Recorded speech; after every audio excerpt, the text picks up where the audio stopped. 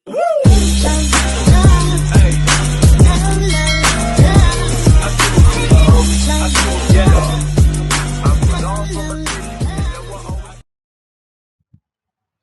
สดีค่ะนักเรียนชั้นประถมศึกษาปีที่ 6 ทุกคนเลยนะคะค่ะครูนะคะชื่อครูกาญจนาพรขันธ์ภักดี สอนรายวิชาสังคมศึกษา ศาสนาและวัฒนธรรมนะคะชั้นประถมศึกษาปีที่ 6 ค่ะนักเรียนจำคุณครูได้ยังคะเพราะว่าเราเจอกัน4 สัปดาห์แล้วยังมีใครจำครูได้ไหมเอ่ยค่ะและต่อมานะคะวันนี้เราก็จะมาเรียนในเรื่องปรากฏการณ์พายุพัดรุนแรงและปรากฏการณ์สึนามิค่ะแล้วก็ไปเริ่มเข้าบทเรียนกันเลยนะคะไปกันเลยหน่วยการเรียนรู้ที่ 2ลักษณะทางกายภาพกับปรากฏการณ์ทางธรรมชาตินักเรียนคงเรียนไปแล้วเนาะเรื่องลักษณะทางกายภาพกับปรากฏการณ์ทางธรรมชาติค่ะในวันนี้นะคะครูก็จะมาสอนในเรื่อง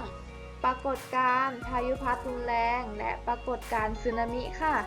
ก่อนอื่นที่เราจะเข้าสู่บทเรียนนะคะเราก็จะกลับมาทบทวนในเรื่องลักษณะทางกายภาพกับปรากฏการณ์ทางธรรมชาติกันค่ะ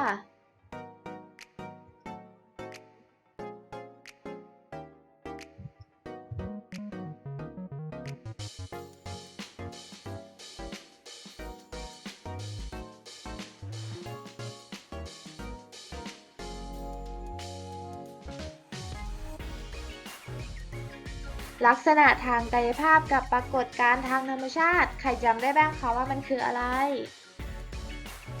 จำได้ไหมเอ่ยค่ะลักษณะทางกายภาพกับปรากฏการณ์ทางธรรมชาตินะคะก็คือลักษณะกายภาพทางธรรมชาติต่างๆก็อย่างเช่นภูมิประเทศภูมิอากาศภูมิธรณีหินแร่และธาตุดินประเภทต่างๆแหล่งน้ำป่าไม้และสัตว์ป่าล้วนแต่มีความสัมพันธ์กันนะคะถ้ามีสิ่งใดสิ่งหนึ่งเปลี่ยนไปจะส่งผลกระทบต่อสิ่งอื่นๆลักษณะกายภาพทางธรรมชาติกับการเกิดปรากฏการณ์ธรรมชาติต่างๆจะมีความสัมพันธ์กันดังนี้ค่ะนักเรียนมาดูกันเลยค่ะ 1. ปรากฏการณ์น้ำท่วมหรืออุทกภัยบ้านใครน้ำท่วมบ้านใครนักเรียน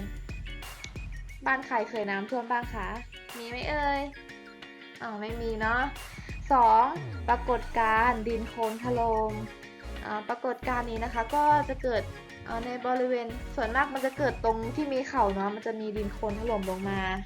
3. ปรากฏการณ์แผ่นดินไหวบ้านใครแผ่นดินไหวบ้างคะนักเรียนมีไหมคะคงไม่มีเนาะ 4. ปรากฏการณ์พายุพัดรุนแรงหรือวาตภัยนะคะค่ะไปต่อกันเลยค่ะแล้วก็มาเข้าสู่บทเรียนที่เราจะเรียนในวันนี้กันเลยนะคะวันนี้เราก็จะเรียนเรื่องปรากฏการณ์พายุพัดรุนแรงและปรากฏการณ์สึนามิค่ะ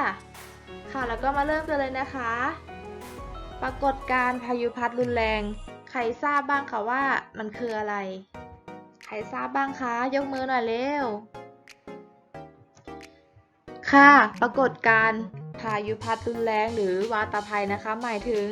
อันตรายที่เกิดจากลมพัดรุนแรงลมเป็นปรากฏการณ์ธรรมชาติที่เกิดจากความกดอากาศแตกต่างกันนะคะบริเวณที่มีความกดอากาศต่างกันไม่มากจะเกิดลมเบาๆเรียกว่าลมอ่อนแต่ถ้าเกิดความแตกต่างกันมากจะเกิดลมพัดรุนแรงและรวดเร็วค่ะเรียกว่าลมพายุนั่นเองค่ะไปต่อกันเลยค่ะประเทศไทยนะคะตั้งอยู่ในเขตร้อนชื้นทำให้ได้รับอิทธิพลจากพายุหมุนเขตร้อนทุกปีนะคะส่วนใหญ่เป็นพายุ depression ค่ะพายุหมุนเขตร้อนนะคะจะจำแนกตามระดับความเร็วลมสูงสุดใกล้ศูนย์กลางได้ดังนี้ค่ะนักเรียนสามารถดูตามคุณครูได้เลยนะคะพายุ depression ความเร็วลมนะคะจะอยู่ที่61 กิโลเมตรต่อชั่วโมงต่อมาพายุโซนร้อนนะคะความเร็วลมนะคะอยู่ที่ 62ถึง117กิโลเมตรต่อชั่วโมงค่ะพายุใต้ฝุ่นความเร็วลมอยู่ที่118กิโลเมตรต่อชั่วโมงและสุดท้ายนะคะพายุใต้ฝุ่นเกพายุใต้ฝุ่นนากีนะคะ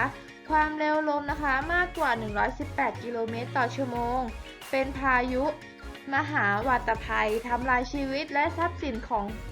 ผู้คนจำนวนมหาศาลนะคะนักเรียนไปต่อกันเลยค่ะ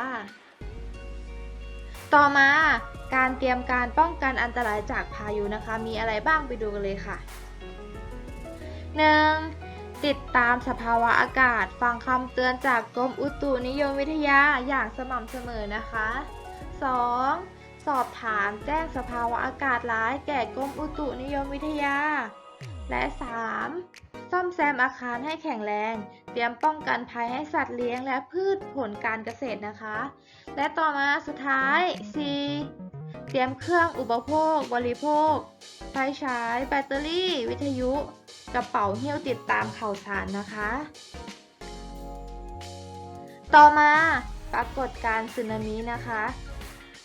นักเรียนคนไหนเคยเห็นปรากฏการณ์สึนามิบ้างคะนักเรียนเคยเห็นไหมคะปรากฏการณ์สึนามินะคะก็คือเป็นคลื่นทะเลขนาดใหญ่นะคะที่เคลื่อนตัวอย่างรวดเร็วและมีพลังมากเกิดจากมวล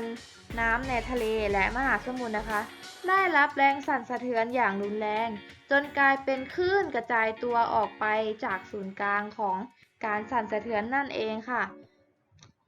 ส่วนใหญ่นะคะมักเกิดขึ้นเมื่อมีแผ่นดินไหวรุนแรงใต้ท้องทะเลแต่ก็อาจเกิดจากสาเหตุอื่นๆได้อย่างเช่นการปะทุของภูเขาไฟบนเกาะหรือใต้ทะเลค่ะการพุ่งชนของอุกกาบาตขนาดใหญ่ลงบนพื้นน้ำในมหาสมุทรการทดลองระเบิดนิวเคลียร์ใต้ทะเลค่ะต่อมาผลกระทบที่เกิดจากสึนามินะคะผล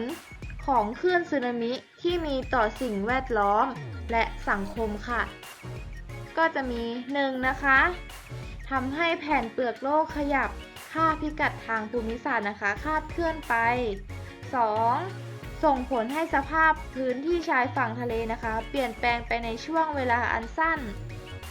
3. ทำให้สูญเสียทั้งชีวิตและทรัพยากรต่างๆเช่นบ้านเรือนเสียหายระบบสาธารณูปโภคถูกทำลาย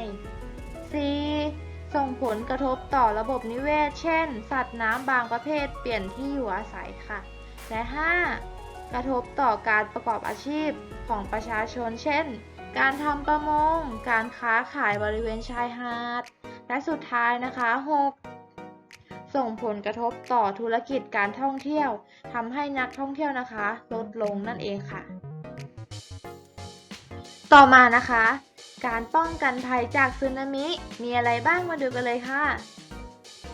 1. เมื่อเกิดแผ่นดินไหวขณะอยู่ในพื้นที่จังหวัดติดชายฝั่งทะเลนะคะต้องระลึกเสมอว่าอาจเกิดคลื่นสึนามิตามมาเพื่อจะได้เตรียมตัวให้พร้อมทุกเมื่อนะคะ 2. สังเกตปรากฏการณ์ของชายฝั่งก็อย่างเช่นมีการลดระดับน้ำทะเลให้รีบอพยพครอบครัวและสัตว์เลี้ยงนะคะขึ้นที่สูงนั่นเองค่ะ 3. ถ้าอยู่ในเรือจอดใกล้กับชายฝั่งนะคะให้รีบนำเรือออกไปกลางทะเลและสุดท้าย 4. หลีกเลี่ยงการก่อสร้างใกล้ชายฝั่งนะคะในบริเวณที่มีความเสี่ยงสูงหากจำเป็นต้องมีการก่อสร้างควรมีโครงสร้างแข็งแรงต้านแรงสึนามิได้ค่ะต่อมาสึนามิที่เกิดขึ้นครั้งแรกในประเทศไทยเป็นยังไงไปดูกันเลยค่ะลักษณะทางกายภาพที่ทำให้เกิดสึนามินะคะก็จะมีภูเขาไฟปะทุรุนแรงในทะเลและก็จะมีแผ่นดินไหวรุนแรงที่ศูนย์กลางใต้ทะเลนั่นเองค่ะแล้วก็มีการเกิดการทรุดตัวของพื้นดินขนาดใหญ่ใต้ทะเลและการพุ่งชนของอุกกาบาตในทะเลค่ะส่วนการป้องกันภัยจากสึนามินะคะก็จะมีฟังคำเตือนจากกรมอุตุนิยมวิทยาและก็ให้นักเรียนนะคะสังเกตว่ามีความผิดปกติของการขึ้นลงของน้ำทะเล และสังเกตอาการของสัตว์ที่มีพฤติกรรมผิดปกติค่ะคลื่นยักษ์สึนามินะคะซัดเข้าถล่มชายหาดป่าตองจังหวัดภูเก็ต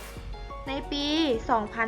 2547 มีชาวไทยและนักท่องเที่ยวต่างประเทศนะคะเสียชีวิตมากกว่า 4,000 คนค่ะนักเรียนเหตุการณ์สึนามิในปี 2547 ที่ชายหาดป่าตองนะคะจังหวัดภูเก็ตมีผู้เสียชีวิตมากถึง 4,000 คนเลยค่ะนักเรียนเยอะมากเลยนะคะและสุดท้ายนี้นะคะครูก็จะมาสรุปในเรื่องปรากฏการณ์พายุพัดรุนแรงและปรากฏการณ์สึนามิที่ครูได้สอนไปในเบื้องต้นนะคะค่ะภัยธรรมชาติที่ได้กล่าวมานั้นนะคะเป็นภัยธรรมชาติที่เคยเกิดขึ้นในประเทศไทยและได้ส่งผลกระทบต่อชีวิตและทรัพย์สินของประชาชนชาวไทยมาอย่างมากมายและนอกจากนี้นะคะยังเป็นปัญหาที่แก้ได้ยากไม่ใช่แค่ประเทศไทยนะคะแต่ทุกประเทศทั่วโลกแม้ว่าประเทศนั้นจะมีเทคโนโลยีสูงแค่ไหนก็ยังรับมือกับภัยธรรมชาติได้ไม่ดีนักนะคะแสดงให้เราเห็นว่าภัยธรรมชาตินะคะเป็นสิ่งที่ไม่สมควรประมาทเลยเพราะมันอาจฆ่าชีวิตเราและคนที่เรารักไปได้รวมทั้งทรัพย์สินของเรานั่นเองค่ะเป็นยังไงกันบ้างคะนักเรียนสำหรับวันนี้ที่ครูได้สอนไปในเรื่องปรากฏการณ์พายุพัดรุนแรงและปรากฏการณ์สึนามินักเรียนพอจะเข้าใจไหมคะครูก็หวังว่านักเรียนคงจะพอเข้าใจเนาะเพราะว่าครูเห็นนักเรียนตั้งใจฟังและนักเรียนตั้งใจตอบคำถามที่ครูถามได้ถูกต้องค่ะและสุดท้ายนี้นะคะครูก็จะมีตัวอย่างแบบฝึกหัดที่ครูจะให้ทำนะคะ5ข้อไปดูเลยค่ะแบบฝึกหัดนะคะแบบฝึกหัดปรนัย4ตัวเลือกจำนวน5ข้อนะคะคะแนนเต็ม5คะแนนให้นักเรียนเลือกคำตอบที่ถูกต้องนะคะเพียงข้อเดียวค่ะมาเริ่มทำกันเลยค่ะข้อที่1นะคะข้อใดไม่ใช่ภัยธรรมชาติคะกอไก่อุทกภัยขอไข่วาตภัยคอควายภัยแล้งงองูการก่อการร้ายค่ะนักเรียนว่าข้อไหนถูกต้องคะข้อไหนเอ่ยถูกต้องค่ะตอบงองูนั่นเองค่ะการก่อการร้ายนะคะไม่ใช่ภัยจากธรรมชาติค่ะเก่งมากเลยค่ะนักเรียนครูก็หวังว่านักเรียนจะทำถูกต้องทั้งหมด5ข้อนะคะค่ะสำหรับวันนี้นะคะครูก็ขอจบการสอนไว้เพียงเจอกันใหม่สัปดาห์หน้าค่ะบ๊ายบาย